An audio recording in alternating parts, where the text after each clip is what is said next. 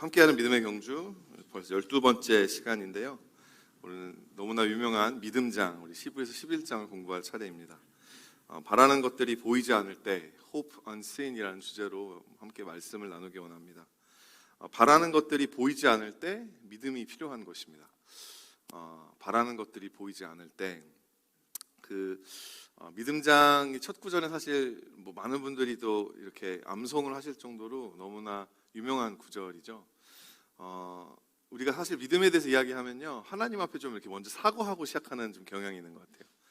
우리가 했던 찬양 시간 너무 좋았는데 찬양 가사를 보니까 대단한 믿음이 없어도라고 이렇게 시작을 하잖아요. 그러니까 우리가 믿음이 그 정도로 부족하다라는 것을 고백하면서 하나님 나아가게 됩니다. 그렇죠? 삶과 믿음이 이렇게 확신 없이 이렇게 내가 믿는 것처럼 살지 못하는 어떤 그런 나의 연약한 믿음에 대한 고백으로 막 찬양이 시작을 많이 하는데, 여러분 히브리서 기자는 이 믿음에 대해서 이야기를 하면서 믿음에 대한 이 노래로 시작을 하고 있습니다. 믿음이 얼마나 위대한 것이고 하나님께서 우리를 위해서 이 예비하신 이 믿음이라고 하는 것이 얼마나 파워풀한 것인지를 이렇게 말하면서 시작을 하죠.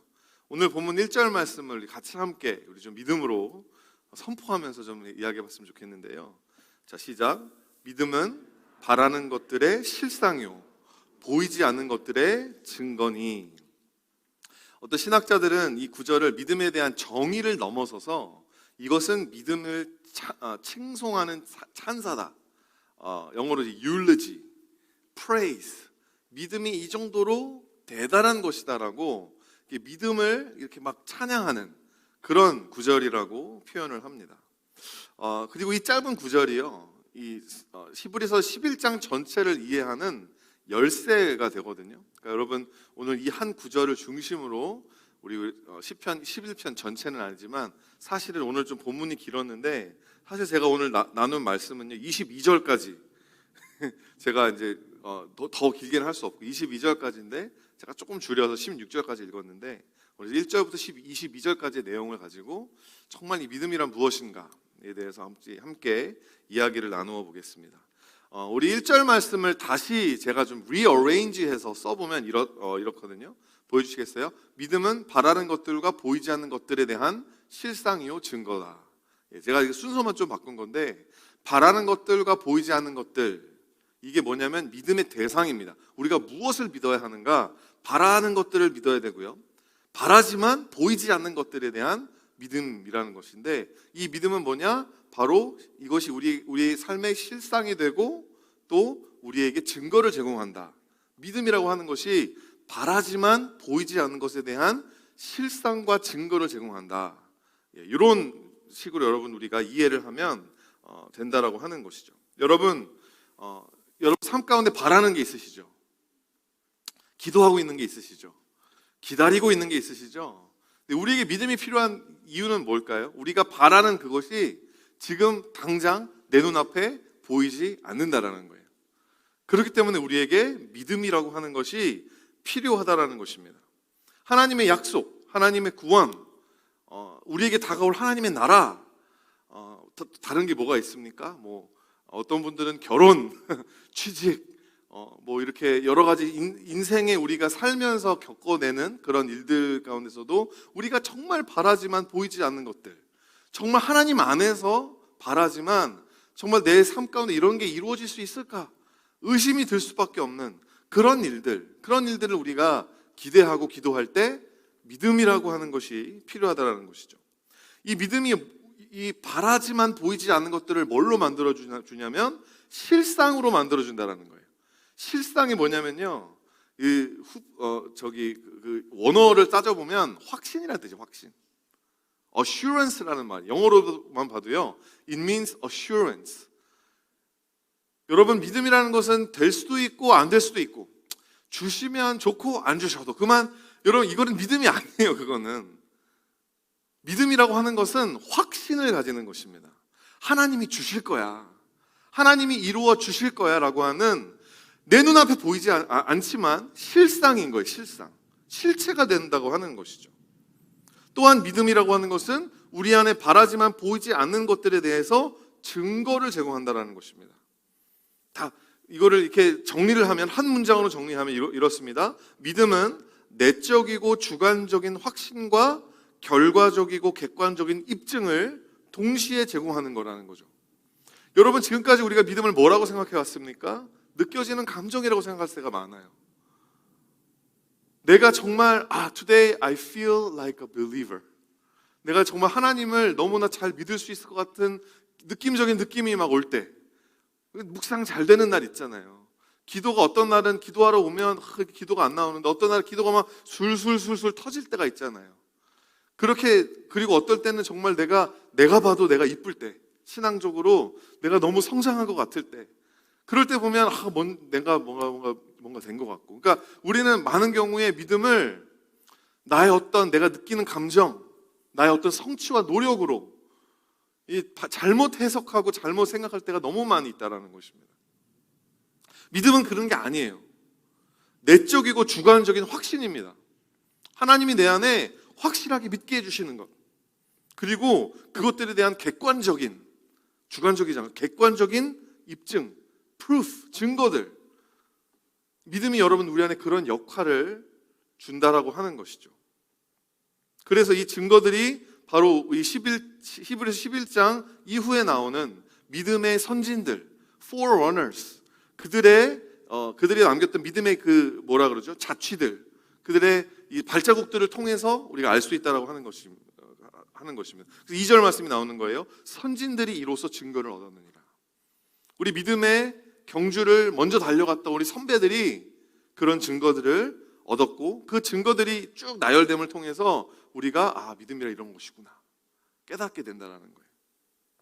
여러분은 하나님 안에서 뭔가 바라는 게 있는데 그게 보이지 않을 때, 그럼 어떻게 하십니까? 막 불평해버리지 않으세요? 하나님은 없어. 내가 조금 기도했는데 들어주지 않았고 계속 기다리게 만드실 때 impatient 해지고 frustrate 되잖아요. 여러분, 그 히브리서 10장 마지막 구절에 보면 너희는 뒤로 물러나 침륜에 빠질 자가 아니오. 옛날 성경인데, 너희는 뒤로 물러나 멸망당할 자가 아니오. 오직 영혼을 구원함에 이르는 믿음을 가진 자라고. 이렇게 히브리서 배경 다 아시죠? 이제 히브리서 유대교로 자꾸만 이렇게 백트랙 하려고 하고 뒤로 물러나려고 하는 사람들을 붙잡는 지금 이 히브리서 기자의 노력이라고 하는 것입니다. 뒤로 물러나 침륜에 빠지지 말고 오직 영혼을 구원함에 이르는 믿음을 가진 자가 되어라. 여러분, 바라는 것이 보이지 않을 때 어떻게 우리가 이것을 믿음으로 이겨나갈 수 있을지 오늘 3가지 함께 살펴보겠습니다. 첫 번째로 믿음으로 신학하는 것입니다. 하나님을 어떻게 바라보는가? 믿음으로 신학하기. 이 신학이라는 말이 여러분 많은 분들에게 저거는 목회하는 사람들을 위한 거, 뭔가 특별한 뭔가 특별한 이 그리스도인이 되는 부르심 외에도 뭔가 좀 선교사가 된다거나 뭔가 좀 이렇게 주를 위해서 위대한 일을 하는 사람들에게만 필요한 것이라고 생각할 때가 많이 있는데요. 여러분, 저는 이런 현상들이 오늘날 교회가 중세 시대의 미신 중심적이었던 그 중세 시대의 교회로 퇴보하고 있는 오늘날 기독교의 수준을 보여주는 거라고 생각을 합니다. 신학은요, 여러분 everyday life, 여러분의 everyday faith life, 여러분의 신앙생활에 너무나 중요한 거예요. 재작년에 돌아가신 제가 너무나 존경하고 신학교 제가 처음 들어가자마자 제가 이분 책을 먼저 읽었거든요. 이 J.I. 패커 교수님이라는 분의 책이 아니죠. 그분이 하셨던 말씀 중에 어떤 말씀이 있냐면, 그리스도를 아는 사람, 하나님을 아는 사람은 모두 신학자다라는 말씀을 하셨어요. 가장 위대한 신학자가 이렇게 이 정도 공부하고 이 정도 학위를 따야지 신학자가 된다가 아니라, 당신이 하나님을 알고 있다면, 당신이 하나님을 경험해 보았다면 당신은 신학자입니다. 이렇게 이야기했어요. 목회자라는 직업을 가지기 위해서 어쩔 수 없이 통과해야 하는 게 신학이 아니에요. 어떤 사람들은 세미나리는 신앙의 세메터리다 이렇게 이야기해요. 세메터리가 뭔지 무덤이라는 거예요. 신학교 가면 신앙이 다 죽어서 나온다는 거죠. 저는 그렇지 않았습니다. 저는 오히려 신학교 가서 더 불붙었어요. 신학교 가서 더 저는 하나님을 사랑하게 되었습니다. 여러분, 예배드리면서 말씀 읽고 묵상하고 기도하고 하나님을 체험해 나가고 함께 나누면서 깨달은 진리를 실천에 옮기면서 여러분들이 그렇게 하나님을 경험하는 그 지식들이 쌓이고 쌓인 게 그게 신학이에요. 신학이라는 말 자체가 하나님을 공부하는 것, 하나님을 바라보는 거거든요. 여러분, 이 믿음의 첫 단추, 신학의 첫 단추가 뭘까요? 하나님을 창조주로 바라보는 것입니다. 사랑하는 성도 여러분 하나님을 창조주로 믿으십니까? 하나님이 저와 여러분을 우리의 눈에 보이는 모든 것들을 보이지 않는 하나님이 지으셨다는 것을 믿으세요? 내 눈이 보이지 않으면 믿지 않겠습니다 라는 사람들은요, 절대로 하나님을 창조주로 받아들일 수 없어요. 왜냐하면 자연적인 것으로 영적인 것을 어떻게 해석을 합니까? 자연적인 눈에 보이는 것으로 눈에 보이지 않는 것을 어떻게 입증합니까? 그렇지 않습니다. 여러분, 오늘 본문 3절을 읽어보면 믿음으로 모든 세계가 하나님의 말씀으로 지어진 줄 우리가 아나니 보이는 것은 나타난 것으로 말미암아 된 것이 아니니라. 보이는 것은 나타난 것으로 말미암아 된 게 아니라는 거예요. 여러분, 하나님 어떤 분으로 바라보십니까? 여러분의 삶에 뭔가 편의를 제공하시고 여러분의 기도를 들어주시면서 막 인도하시는 그런 분위기 전에 첫 단추는 뭐여야 되냐면 He is Creator. Therefore, He is your Lord. 여러분의 주님이라는 거예요. 여러분뿐만이 아니라 우리의 눈에 보이는 모든 것의 주인이 하나님이시다. 많은 우리 교회 안에서 막 논쟁하고 막 토론하면 이런 거 많이 하잖아요. 창조론이냐, 진화론이냐. 저는 여러분 그 논의 자체가 합당한 논의 질문이 아니라고 생각해요. 왜냐하면 창조는 이론이 아니에요. 과학적으로 증명될 수 있는 게 아니에요. 역사적으로 증거를 댈 수 있는 게 아니에요. 어떻게 그렇게 합니까? 어떻게 자연적인 이 입증과 증거 같은 걸로 어떻게 그 자연을 초월하시는 하나님의 그 창조 역사를 입증해야 합니까? 그럴 수 없어요. 관찰과 실험을 통해 학설로 주장할 수 있는 개념이 아니라는 거예요. 여러분, 땅속에 어떤 화석이 발견되고 대기권에 유입된 그 먼지의 양이 얼마가 되고 방사능 물질이 붕괴되면서 발생되는 헬륨의 양이 얼마나 되고 이런 거 다 무슨 말인지 모르시겠죠? 이 창조과학자들이 하시는 말씀들이에요. 이런 거 다 보면 이 창세기가 창조론이 맞는 거다. 계속해가지고 이런 이 논쟁들을 가지고 진화론자들이랑 싸우려고 하는데요. 여러분, 그거 싸우는 거 별로 제 생각에는 시간 낭비예요. 이거는 과학적으로 증명될 수 있느냐 증명되지 못하느냐의 문제가 아니라 여러분 안에 창조주 하나님을 믿을 수 있는 믿음이 있느냐 없느냐, 그게 그 문제라는 것입니다. 이거는 여러분 과학책을 읽고 뭔가 실험실에서 뭔가 할 수 있는 게 아니라는 거죠. 만에 하나라도요, 종의 진화, 종의 대진화, 이 진화론에도 이 소진화가 있고 대진화가 있어요. 마이크로 에볼루션이 있고 매크로 에볼루션이 있는데요. 매크로 에볼루션이 종에서 종으로 진화, 이거는 입증할 만한 자료가 아직 없거든요. 근데 이 대진화, 매크로 에볼루션이 어느 정도 사실이라는 과학적인 증거가 발견되었다 하더라도요, 그것이 태초에 하나님이 천지를 창조하셨다라고 하는 그 신학을 무너뜨리지 못합니다. 사람이 하나님을 창조주로 믿을 수 있는 이유는 과학적인 이론에 설득되어서가 아니라 아버지께서 보내주신 성령님이 우리로 말미암아 하나님은 창조주시다 믿을 수 있는 믿음을 주셨기 때문이라는 거예요. 영적인 문제라는 거예요. 영적인 문제. 하나님은 우리가 인지하는 모든 것들과 그것들을 인지하는 우리의 오감, 그리고 그 외에 온 우주의 모든 것을 만드시고 지금도 보존하고 계시며 다스리고 계시고 섭리하고 계시는 절대자이십니다. 그 말인즉슨 만유의 주인이신 그분께서 우리 모두의, 여러분 한 사람 한 사람의 주님이시라는 것을 증명하는 것입니다. 여러분의 삶의 주관자인 거예요. 그게 여러분 첫 단추가 안 끼워지면 여러분 신앙생활은 거의 무의미합니다.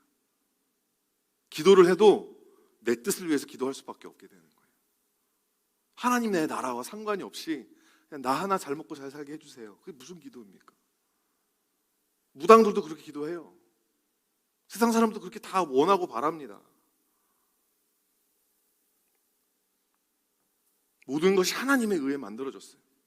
모든 것이 하나님을 통해 이루어지고요. 모든 것이 하나님을 위해 세워졌습니다. 우리가 하나님을 바라보는 그 신학이, 그 첫 단추가 거기서 시작이 되어져요. 그게 믿음이에요.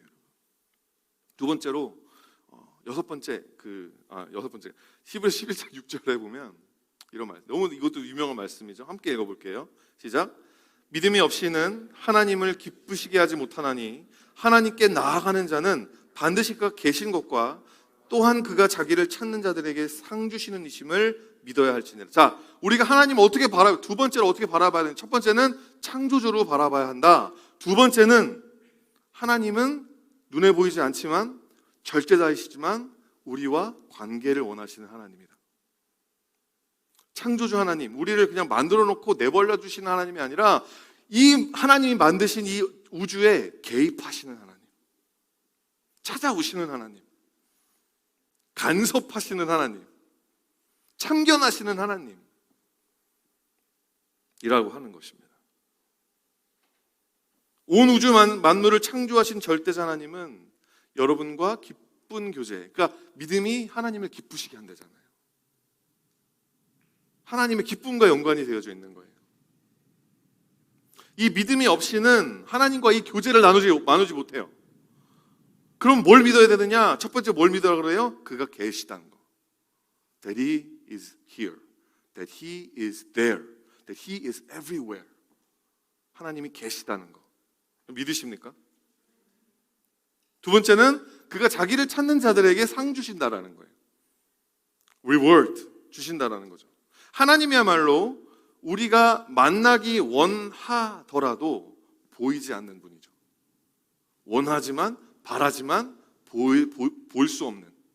그러니까 뭐예요? 믿음으로만 그분과 연결될 수 있는 것입니다. 믿음이 없다면 하나님을 기쁘시게 못하거니와 하나님께 나아가는 우리에게조차도 기쁨이 없어요. 여러분, 믿음이 없는 예배는 종교입니다. 왜 여기 와서 앉아 있는 거죠? 왜 목장에 이렇게 하겠다고 사인업을 했는데 왜 목장에 안 나오는 거죠? 실질적으로 난 이 교회에 소속되어 있다라고 하는 그런 타이틀을 원하는데 실질적인 성도들과의 교제를 원치 않는다라는 거잖아요. 하나님과의 관계도 마찬가지예요. 나 그리스도인이에요. 나 나중에 죽으면 천국 갈 거예요. 지옥은 면했으니까 다행이네요. 그 자기 마음대로 사는 거예요. 하나님과의 관계, 교제 이런 거 아무것도 신경 쓰지 않고 그냥 사라지는 대로 사는 거예요. 그 믿음이 아니라는 거죠. 종교에는 생명이 없습니다. 구원이 없습니다.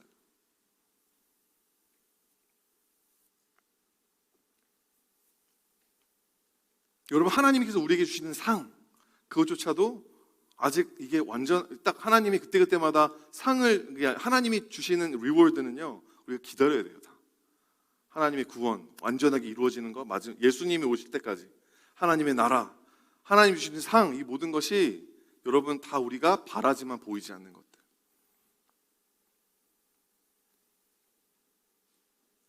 여러분, 그래서 그가 계심을 믿음으로 나아간다는 거. 좀 더 자세하게 두 번째, 다른 말로 믿음으로 예배한다는 것입니다. 어떻게 하나님과 동행하는가? 어떻게 하나님 앞에 믿음으로 그가 계시다라는 것을 믿고 예배할 수 있는가? 우리 4절 말씀입니다. 4절 함께 읽어볼게요. 시작. 믿음으로 아벨은 가인보다 더 나은 제사를 하나님께 드림으로 의로운 자라 하시는 증거를 얻었으니 하나님이 그 예물에 대하여 증언하심이라. 그가 죽었으나 그 믿음으로써 지금도 말하느니라. 자, 이 아벨과 가인의 이야기, 예배에 대한 이야기죠. 창세기 4장에 기록된 가인이 아벨을 살해한 사건, 그 본질이 예배에 있었습니다. 가인은 여러분 다 이야기 대충 아시죠? 송독 시작하면 적어도 창세기 4장까지는 가잖아요. 그죠? 창세기 4장까지는 가니까 많이 읽어보셨을 거예요. 가인은 땅의 소산으로 제물을 삼아 여호와께 드렸고 아벨은 양의 첫 새끼와 그 기름으로 드렸는데 하나님이 누구의 제사를 받으시죠? 영어로 외우면 빨라요. 에이블. 하나님이 able to receive 해가지고 아벨을 받으시고 가인은 이렇게 거절하셨습니다. 하나님의 이 차별된 선택의 기준에 대해서 히브리서 11장이 여기 명쾌하게 설명하고 있어요. 하나님이 왜 가인의 제사는 거절하시고 왜 아벨의 제사는 받으셨을까? 왜냐하면 아벨이 제사를 드렸는데 뭘로 드렸다고요? 믿음으로 드렸기 때문에. 믿음으로 드렸기 때문에 그렇다는 거예요. 믿음으로 아벨은 가인보다 더 나은 제사를, 여러분 이 말씀에 보면 다른 거 하나는 그거밖에 없어요. 여러분 뭐 곡식을 바쳤다고 하나님 난 고기 좋아하는데 이러면서 막 하나님이 막 고기 안 바쳤다고 막 삐져가지고 왜 풀떼기만 주냐 뭐 이러면서 하나님이 막 그게 아니에요, 여러분. 우리가 무엇을 가지고 나가는가는 하나님 그렇게 개의치 않으세요. 하나님이 원하시는 것은 여러분들이 무엇을 가지고 하나님께 가지고 나가던 믿음으로 그것을 하고 있느냐, 하나님이 계시기 때문에 그것을 하고 있느냐. 여러분 예배의 본질은 믿음에 있습니다. 믿음. 여러분 뭐 장로교에서 예배를 드리느냐, 감리교에서 예배를 드리느냐, 우리가 여러분 뭐 찬송가 위주의 전통 예배를 드리느냐, 아니면 뭐 아이자야 61, We Love, 뭐 제이어스 뭐 이런 막 따끈따끈한 찬양팀에서 나오는 막 엄청 새로운 막 신곡들 있잖아요. 노래방 가면 여러분 신곡 찾는 것처럼 이 교회는 왜 신곡이 없어 이러면서 막 그런 찬양 위주의 어떤 예배를 드리던 본질은 하나라는 거예요. 믿음으로 예배드리고 있는가? 여러분 믿음으로 예배드리고 계십니까? 정말 이 자리에 우리의 찬양을 흠양하시는 그래 나를 찬양하고 있구나, 나를 높이고 있구나, 얘네들이 내가 누군지를 알아봐주고 있구나, 너무너무 기쁘다, 그렇게 하나님을 기쁘시게 할 만한 믿음의 제사를, 믿음의 예배를 드리고 계시냐라는 거예요. 내가 이렇게 하나님께 믿음으로 나아가면, 하나님께 믿음으로 예배하면 하나님이 나에게 상 주실 거야 라고 하는 믿음으로 나아가고 계시냐라는 것입니다. 여러분 정말 하나님 여기 계시다라니까요. 여러분 옆에 빈자리가 있으면 조심하세요. 예수님이 앉아 계실 수도 있어요. 그래서 예수님 옆에서 내가 누구라고? 하나님이 옆에 지금 성령님이 여기 정말 그가 계신 것과 그걸 여러분 믿으시냐고요. 그거 안 믿고 그냥 여기 앉아있다면 종교예요, 종교. 그냥 와서 앉아있는 거예요. 습관적으로 앉아있는 거예요. 능력이 없어요, 능력이. 삶이 변하지가 않아요. 달라질 수가 없어요. 여러분 제가 좀 직설적으로 이야기 드릴게요. 정말 예수님이, 하나님이 이 자리에서 함께 이 예배를 받고 계시다라고 정말 여기에 계신다고 믿으신다면 어떻게 예배 시간에 늦을 수 있어요? 어떻게? 여러분 대통령이랑 약속을 해도 여러분 안 늦을 거예요. 전에 설잠 잘 거예요 아마. 내가 늦으면 어떡하나, 늦잠 자면 어떡하나. 정말 하나님이 여기에 계시다고 믿는다면 어떻게 예배 시간에 뭐 잡생각이 들 수 있을까요? 어떻게 예배 순서는 다 잘라먹고 앞뒤 다 잘라먹고 설교 딱 끝나면 예배 끝났다 집에 가야지, 축도할 때 사람 눈 감았을 때 나는 집에 도망가야지. 여러분 온라인 예배가 그게 얼마나 쉽습니까? 어떤 분들은 막 온라인 예배 드리면 이제 그 정시간에 또 안 드리니까 찬양, 이 곡은 마음에 안 들어, 스킵. 광고 스킵. 그 광고 다 못 들어요. 여러분 왜 모세가 40년 동안 광야에서 헤맸는지 아시죠? 광고를 못 들었어요. 광고 다 하나 다 놓치고 막 사인업 해야 되는데 다 막 날짜 놓쳐가지고 나중에 막 헌금 영수증 신청하고 막 목장 신청 몰랐다 그러고 광고를 안 들으시니까 그러는 거죠.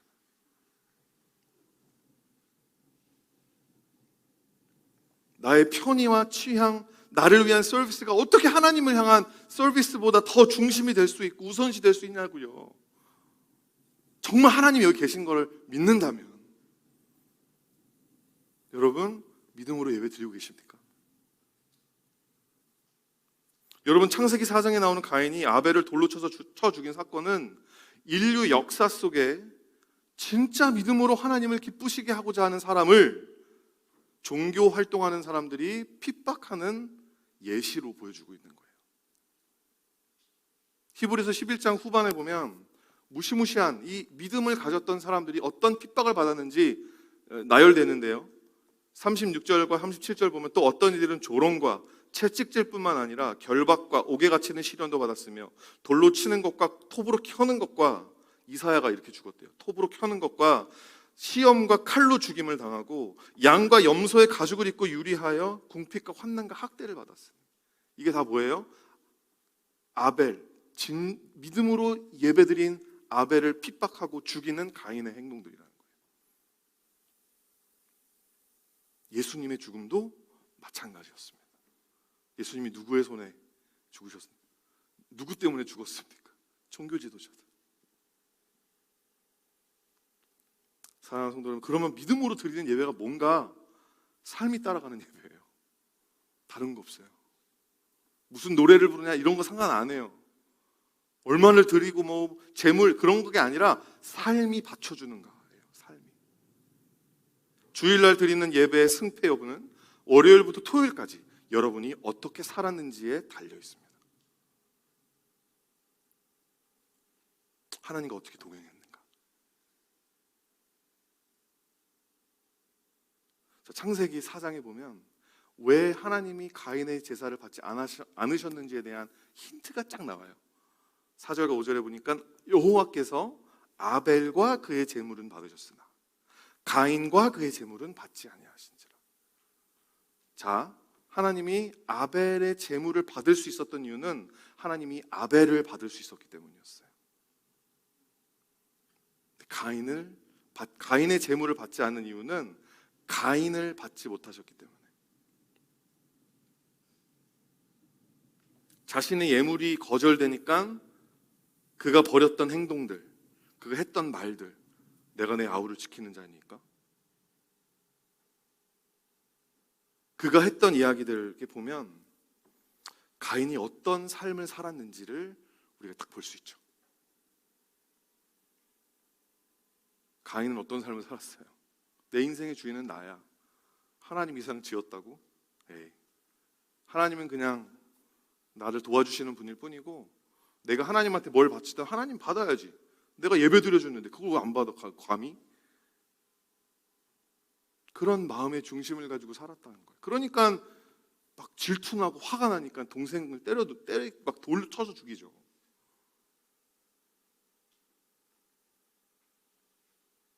사랑하는 여러분, 믿음의 예배는 하나님과의 끊임없이 동행하는 거예요. 그거밖에 없어요. 오늘도 직장에 나갈 때 주님 나와 함께 해주세요. 내가 주님과 함께 동행하게 해주세요. 유혹이 찾아올 때 주님 나를 지켜주세요. 넘어지고 힘들고 할 때 하나님 내가 더 주님을 찾아갑니다. 내가 주님에 더 목마릅니다. 여러분, 교회에 와서 나의 감수성을 자극해주는 노래를 따라 부르거나 내 지적 욕구를 채워주는 설교를 듣는 건 예배가 아니에요. 그냥 와서 우리는 셀러브레이션 하고 있는 거예요. 우리가 일주일 동안 어떻게 동행해 왔는지에 대해서 같이 나누고 같이 셀러브레이트하고 같이 기념하고, 그게 주일 예배입니다. 이 포인트를, 이 예배는 삶이다, 동행이다, 이거를 강조하기 위해서 5절 말씀에 누구 얘기가 나오죠? 믿음으로 에녹은 죽음을 보지 않고 옮겨졌으니 하나님이 그를 옮기심으로 다시 보이지 아니하였느니라. 그가 옮겨지기 전에 하나님을 기쁘시게 하는 자라 하는 증거를 받았느니라. 그가 어떻게 하나님을 기쁘시게 했죠? 창세기 5장 24절, 에녹이 하나님과 동행하더니. 에녹이 365살까지 삽니다. 이걸 뭐 끼워 맞추는 거지만 365일 우리가 하나님과 매일 동행하는 걸, 그 이야기를 하는 거예요. 여러분, 주일은 모이는 예배밖에 안 돼요. 여러분, 진짜 중요한 예배는, 이 모이는 예배가 파워풀하기 위해서는 여러분 흩어진 예배를 잘 드리셔야 돼요. 1년 365일 그가 내 옆에 계시다라는 것을 믿음으로 내가 걸어가고 내가 사는 것이 곧 예배가 되는, 나의 일상이 예배의 처소가 되는 믿음의 성도 되시기를 주의 이름으로 축원드립니다. 세 번째, 그가 상 주시는 이심을 믿음으로 나간다는 것은요, 믿음으로 인내한다라는 것을 의미합니다. 믿음으로 인내한다. 그러니까 하나님을 어떻게 기다리는가. 세 번째 포인트예요. 하나님을 믿음으로 인내하기. 히브리서는 어려운 상황에 노출된 신자들로 끝까지 믿음으로 인내하게 하려는 권면과 격려의 서신이죠. 그러니까 여러분, 우리가 달리는 믿음의 경주는 승리를 위한 달림이 아니에요. 이걸 빨리 뛰어서 이겨야겠다가 아니라 이미 이겼는데 그 승리를 내가 믿음으로 취해야 되는 것입니다. 그 승리는 아직 우리 눈앞에 보이지 않아요. 여러분, 실패 많이 하시죠? 대단한 믿음 없잖아요. 믿음과 삶이 결합되지가 않잖아요. 잘 안 돼요. 우리는 실력이 없어요, 그만큼. 그럼에도 불구하고 때려치자, 포기하는 게 아니라, 세상으로 돌아가자, 회귀하는 게 아니라 끝까지 포기하지 않고 참고 견디고 인내하는 것. 죽이 됐든 밥이 됐든 그냥 힘차 죽겠지만 끝까지 뛰고 걸어서라도 그 승리 지점까지 가는, 그게 믿음이라는 것입니다. 그게 우리가 달리는 경주예요. 서로 막 컴피티션 하는 거 절대 아닙니다. 올해 막 우리가 믿음의 경주 한다 그래서 목표 세우고 성경 통독 다 한다고 했는데 아직 창세기 4장까지밖에 못 왔어. 그럼 또 포기하고 내년에 다시, 그게 아니라 여러분 거기서부터 다시 시작하는 거예요. 3장 읽는 게 너무 많으면 한 장으로 줄이세요. 절대 포기하지 마시라고요. 이런 인내하는 믿음을 보여준 믿음의 선진들이 쭉 이제 나오는데, 그 첫 번째가 노아입니다. 7절 말씀입니다. 함께 읽어볼까요? 7절 말씀 시작. 믿음으로 노아는 아직 보이지 않는 일에 경고하심을 받아 경외함으로 방주를 준비하여 그 집을 구원하였으니 이로 말미암아 세상을 정죄하고 믿음을 따르는 의의 상속자가 되었느니라. 노아가 처한, 여기 보세요, 보이지 않는 일. 노아에게 처한 보이지 않는 일이 뭐였을까요? 홍수였죠. 홍수. 하나님 말씀하셨어요. 홍수가 임할 거다. 내가 다 쓸어버릴 거다. 그렇게 말씀하셨지만 아직 보이지 않아요. 비가 오려나? 아직 해맑어요. 보이지 않지만 그가 그 방주를 지었다라고 하는 것입니다. 누가복음 17장에 기록된 예수님 말씀에 따르면 노아가 방주 들어가는 날까지 사람들이 먹고 마시고, 그러니까 기미가 없었다는 거예요. 이 세상이 망하려나 보다. 그게 아니라 그냥 일상을 살아가고 있었다는 거예요. 사람들 결혼하고 장가 들고 시집 가고 평생 살 것처럼, 만년 살 것처럼 그런 사람들이 있었는데 하루아침에 하나님의 심판이 임하게 되죠. 근데 그런 상황이었는데 여러분, 지금 노아가 배를 짓고 있잖아요. 배가 아니라 방주를 짓고 있잖아요. 배면 여러분 항해를 하기 위한 거기 때문에 배를 지면 이렇게 조선업 하나 보다 하게 할 텐데, 방주는 들어가서 가만히 있겠다라는 거거든요. 그리고 그러면 이렇게 방주면 이렇게 물가에다가 옆에서 지으면 사람들이 그래도 이해를 했을 거 아니에요. 세상이 싫어서 떠나려나 보다. 근데 산 중턱에서, 진짜 산 중턱에서 그 방주를 짓고 있는 노아를 바라보던 사람들의 시선이 어땠을까요? 노인이 참 안쓰럽다, 도와줘야지, 이런 생각이 들지 않았겠어요? 누가 봐도 정신 나가는 사람인 거죠. 하지만 그는 보이지 않는 일의 경고하심을 받아 경외함으로 방주를 준비했대요. 경외함으로. 창세기 6장 22절 보니까 노아가 그와 같이 하여 하나님이 자기에게 명하신 대로 다 준행하였다. 하나님 말씀하신 대로 했다라고 하는 거죠. 히브리서 기자가 칭송하는 노아의 경외함은 그가 말씀대로 준행했다. 여러분, 믿음은 준행하는 거예요. 누가 뭐라고 하던, 누가 우리에게 손가락질을 하던, 왜? 내 안에 증거가 있거든. 내 안에 확신이 있거든요. 수동적으로 눈치 보면서 사는 게 여러분 믿음 아니에요. 옛날에 저도 좀 그랬던 것 같은데, 막 이렇게 친구들 많은 데서 이렇게 혼자 이렇게 밥 먹기 전에 식기도 하려고 그러면 막 이렇게 그냥 뭔가 이렇게 눈 한번 감고 떠 뜨고 그냥 이런 식으로 그냥 그렇게 쉽게도 저도 어렸을 때 많이 그랬거든요. 사람들 막 있는데 내가 교회 다닌다는 이야기도 잘 못하고, 내가 그리스도인이라고 하는 것을 저 사람이 알면 또 내가 또 조심해야 되니까 주동적으로 눈치 보면서, 여러분 그게 어떻게 믿음이라고 할 수 있겠습니까? 믿음으로 사는 것은 투쟁하는 거예요. 저항하는 거예요. 그리고 전진하는 거죠. 제가 아까 잠깐 말씀드렸던 J.I. 패커 목사님께서 하셨던 말씀인데요. Christian's motto should not be let go and let God. 여러분 되게 신령해 보이잖아요. 그냥 포기해. 하나님이 하시게 그냥 넌 손 떼. 우리가 할 이야기는 그게 아니라 Trust God and get going.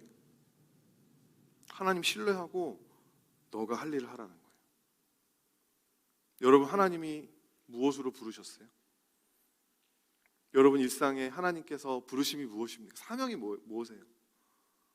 하나님을 신뢰하고 get going. 오늘 하루 사세요. 제가 어저께 사역 공동체 같이 예배드리면서 갑자기 생각났던 거였는데, 여러분 그 아저씨 있잖아요. 그 원빈 형 나오는 아저씨, 항상 이렇게 머리 바리깡으로 미는 거 이렇게 표현을 자꾸 하게 되는데 저도 되게 인상 깊었던 장면이라, 거기 보면 막 나는 오늘만 산다, 명대사 아닙니까? 내일만 위해서 사는 사람은 오늘만 사는 사람한테 죽는다. 믿음이 뭐냐면 오늘만 사는 거예요. 내일 일은 내일이 걱정할 거라니까요. 너무 앞서서 걱정하고 염려하고 그냥 그래가지고 애간장이 다 타서 오늘 해야 할 일을 못하고, 하나님을, 여러분 내일에 있을 일은 하나님한테 맡기고 get going. 오늘 하루 주어진 일을 하는 거예요. 그게 믿음의 삶이라는 것입니다. 노아 다음은 아브라함이죠. 8절 말씀 함께 읽습니다. 8절 시작. 믿음으로 아브라함은 부르심을 받았을 때에 순종하여 장래의 유업으로 받을 땅에 나아갈새 갈 바를 알지 못하고 나아갔으며, 여기서도 아브라함이 지금 히브리서 기자가 아주 의도적으로 계속해서 아리송한 시츄에이션에서 보이지 않는, 바라지만 보이지 않는 일들을 막 만나는 이야기를 하고 있는 거예요. 갈 바를 알지 못했대요. 그렇게 당시 여러분 인류 문명의 중심이었던 메소포타미아에서 팔레스타인 땅으로 나아갔던 아브라함은, 여러분 그러면 하나님이 그러면 그 팔레스타인 땅을 하나님께서 주셨느냐? 그 약속의 땅을 아브라함이 가졌느냐? No. 아브라함은 하나님의 약속의 땅에서 이방인처럼 살아요. 장막 치면서 떠돌이로 여기저기 돌아다니면서. 아브라함은 하나님 약속 받았지만 그것이 이루어지는 것을 보지 못했어요. 그리고 말씀을 보면 믿음을 따라 죽었다고 이야기합니다. 죽었다고. 근데 그것은 이삭도 야곱도 마찬가지였어요. 하나님이 약속을 받았지만 그 약속이 이루어지는 것을 바라보지 못하고, 하나님 약속을 기다리다가 끝내 보지 못하고 죽는 것. 여러분 그게 우리의 믿음의 현실이고 본질이라는 것입니다. 우리도요, 하나님의 약속을 받지만 그것이 이루어지는 것을 그냥 바라보기만 하다가 죽을 거예요. 자, 히브리서 기자의 표현을 보겠습니다. 13절과 14절. 이 사람들은 다 믿음을 따라 죽었으며 약속을 받지 못하였으되 그것들을 멀리서 보고 환영하며 또 땅에서는 외국인과 나그네임을 증언하였으니 그들이 이같이 말하는 것은 자기들이 본향 찾는 자임을 나타냅니다. 아까 말씀드렸죠. 하나님을 어떻게 믿어야 된다고요? 그가 자기를 찾는 이에게 상 주시는 임. 이 상이 뭐냐면 본향이에요. 우리가 바라지만 내 삶에 이루어지지 않았어요. 볼 수 없어요. 그거를 기다리다가 죽는 게 믿음이라는 것입니다. 그래서 여러분 믿음을 십자가랑 떼어서 생각할 수 없어요. 믿음으로 십자가를 피하겠습니다. 그런 거 없다니까요. 믿는다면 죽어야 돼요.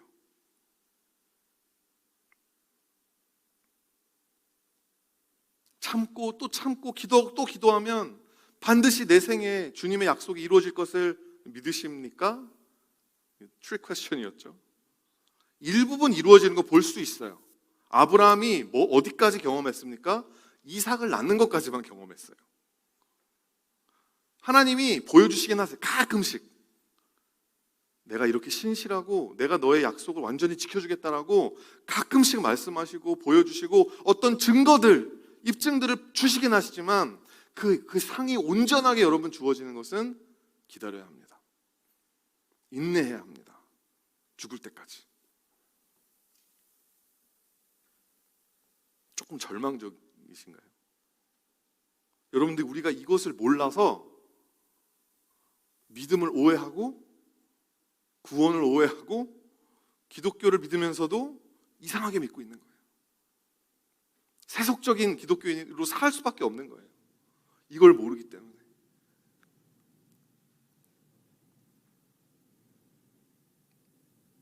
하나님께서 약속하신 자기 자신을 찾는 자에게 줄 상은, 여러분, 그 하나님의 그 리워드는요, 우리가 살고 있는 이 세상에 감당할 수 없어요. 그렇기 때문에 그 상을 받기 위해서는 먼저 이 세상이 바뀌어야 돼요. 새 하늘이 필요하고요, 새 땅이 필요하고요, 새 예루살렘이 내려와야 돼요. 이 상을 감당할 수 있을 만한, 우리가 받을 그 본향을 감당할 수 있을 만한 새로운 세상이 먼저 임할 거예요. 그 마지막 날에 하나님께서 새 하늘과 새 땅과 새 예루살렘을 약속, 여러분, 그게 우리의 본향이라고 하는 것이죠. 우리가 기다리는 상급, 예수 그리스도의 오심과 함께 이 세상에 이미 시작됐지만 예수 그리스도께서 다시 오시기까지는 완전히 그 모습을 드러내지 않을 그 하나님의 나라, 우리가 노래하지만, 우리가 바라보지만 보이지 않는 그 하나님의 나라, 천국, 본향, 이 똑같은 실체를 성경이 여러 가지 표현으로 바꿔서 이야기해요. 여러분, 우리가 바라보는 게 뭐죠? 천국이라는 거예요. 그게 우리의 상급이라니까요. 거기에 가려면 여러분, 이 세상에서는요, 기다려야 돼요. 인내해야 돼요. 죽을 때까지.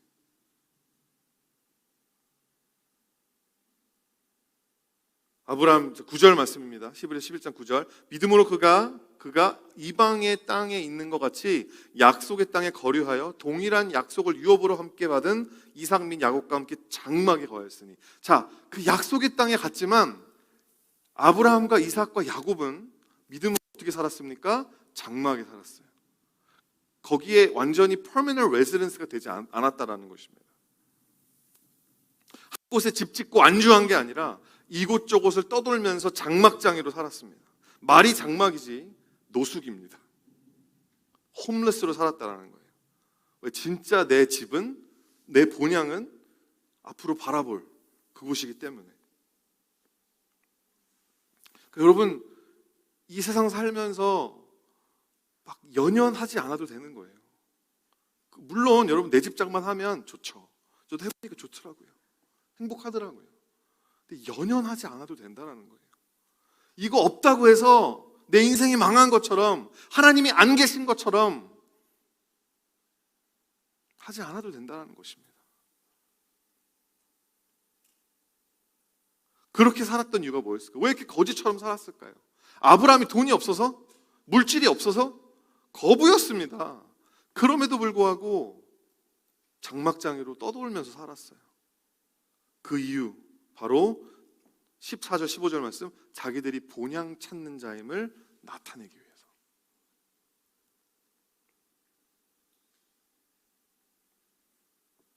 그들이 나온 바 본향을 생각하였더라면 돌아갈게요. 이게 무슨 말이냐면, 여러분, 아브라함의 본향, 아브라함이 진짜 태어난 고향은 메소포타미아였습니다.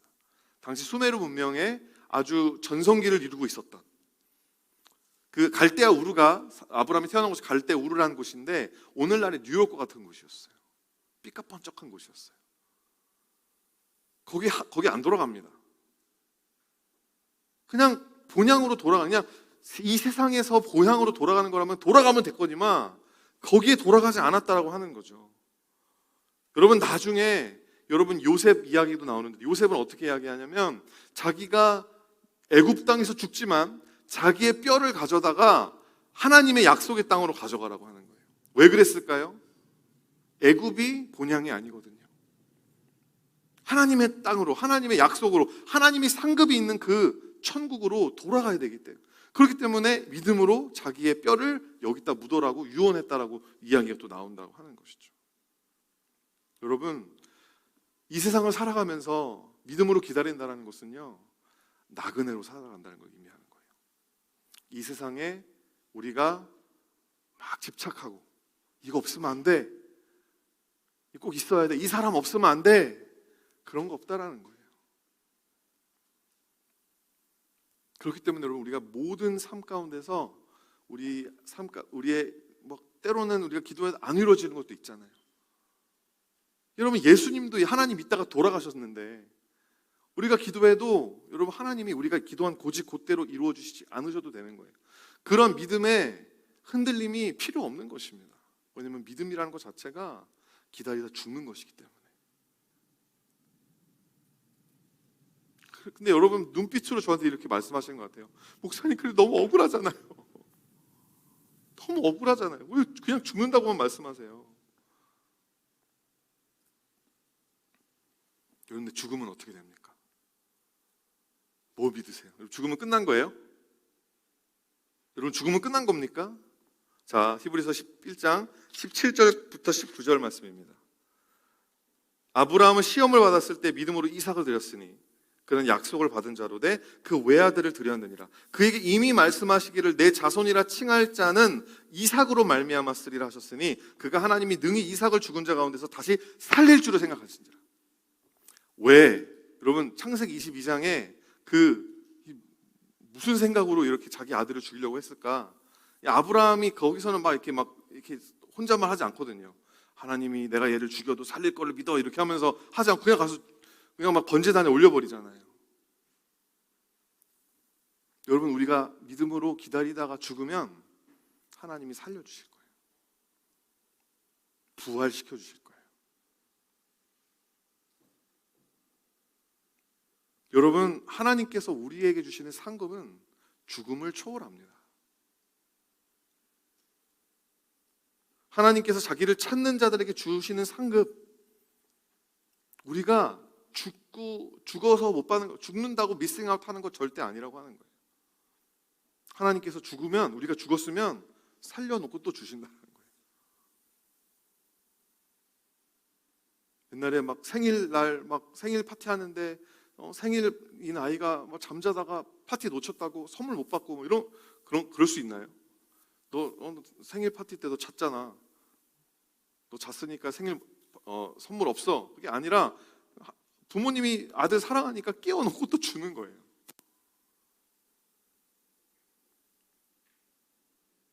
여러분, 이 약속을 기다리다가 죽은 사람이 있다면 하나님께서 그 사람 하나도 빠짐없이 다 살리시겠다, 다 일으켜시겠다. 여러분, 그 약속이 뭐죠? 바로 성경 마지막에 나오는 요한계시록의 메시지인 것입니다.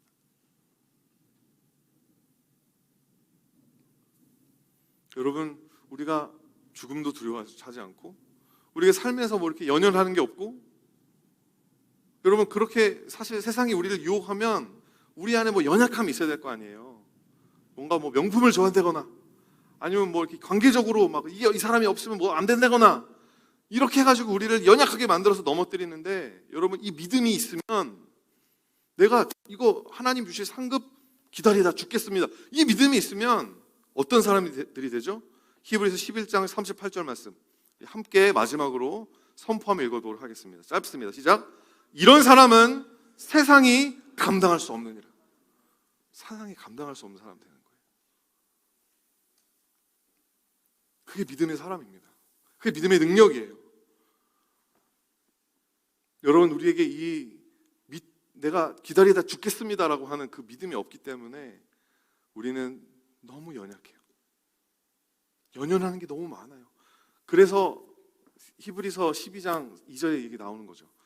얽히기 쉬운 죄에 벗어버리라고. 계속 우리를 얽어매는 것입니다. 연연하게 만들고.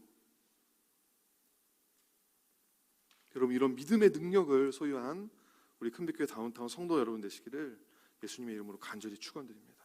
말씀을 정리할게요. 믿음은 바라는 것들의 실상이요 보이지 않는 것들의 증거입니다. 이 믿음이 육신의 자랑과 안목의 정욕과 이생의 자랑, 이런 것들로 가득한 이 세상에서 우리에게 너무 필요해요.